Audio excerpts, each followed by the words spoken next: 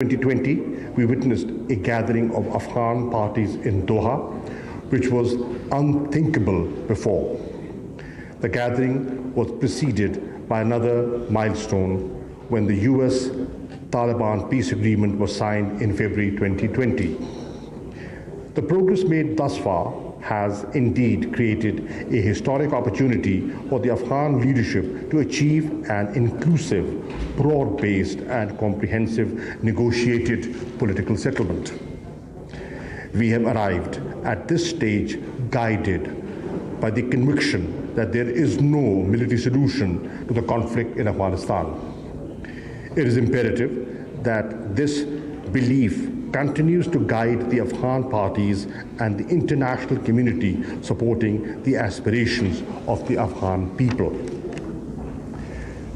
In our outreach to Afghan leaders across a wide spectrum, Pakistan has consistently urged them to remain constructively engaged for securing a positive outcome. Our message to all of them is to take the process forward through good faith, substantive and result-oriented negotiations. Excellencies, we are cognizant that this historic opportunity for Afghan nation is also laced with formidable challenges.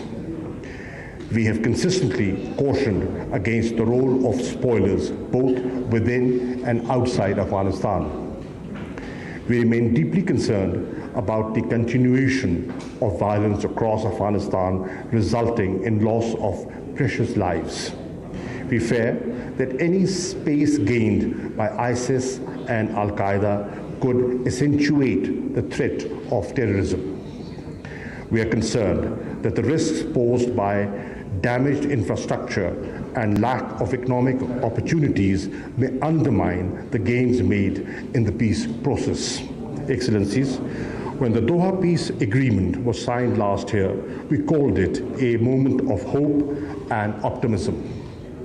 It must be our collective endeavor to ensure that this hope is not dissipated, that this rare opportunity is not lost.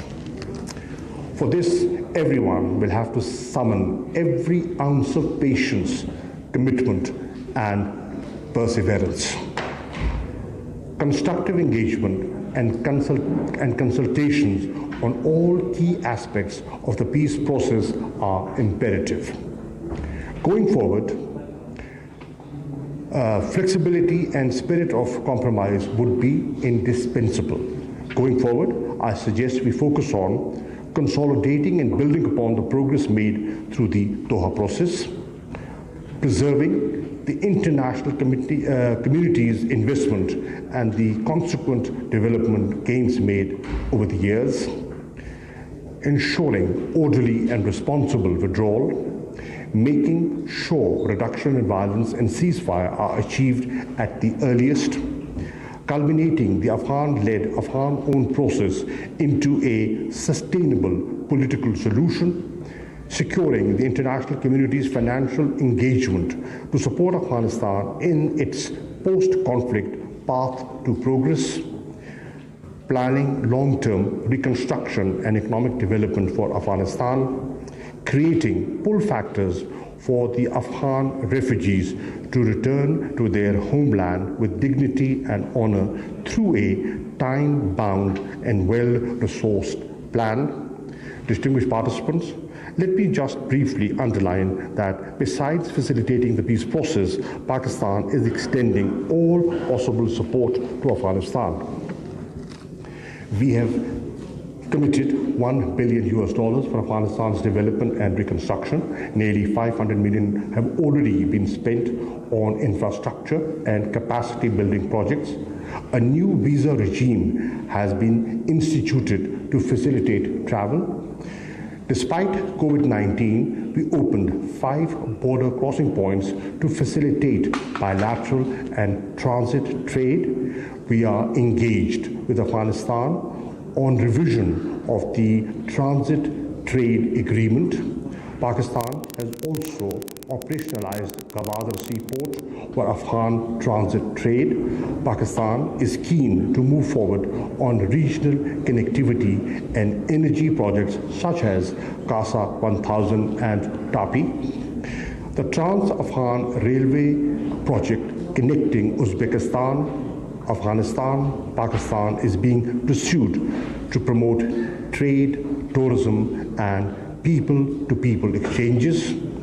The China-Pakistan Economic Corridor, as the flagship project of Belt and Road Initiative, is open with beneficial prospects for Afghanistan. Excellencies, under the Heart of Asia Istanbul process, Pakistan is a participant in all CBMs and a lead country in disaster management and environmental protection and agricultural development.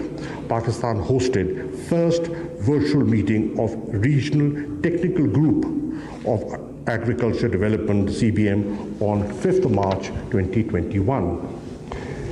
The areas of cooperation agreed in the meeting include plant quarantine system, advancement of seed industry, and value crop production.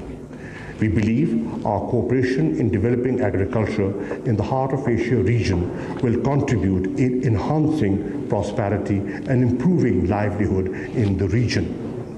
All these steps are practical manifestations of our resolve to build close cooperative ties with Afghanistan. Excellencies and distinguished participants, as I close, I express my confidence that our deliberations today will be meaningful and productive, and that the Dushanbe Declaration would reflect our common resolve to stand by and support the Afghan people at this most consequential time in their history. For its part, Pakistan will continue to support a peaceful, stable, united, democratic, sovereign, and prosperous Afghanistan at peace with itself and with its neighbors. I thank you.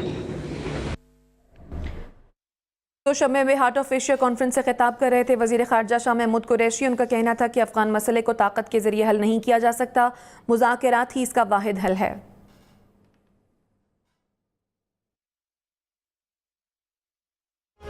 Foundation, खिदमत के सफर में तुम अकेले नहीं।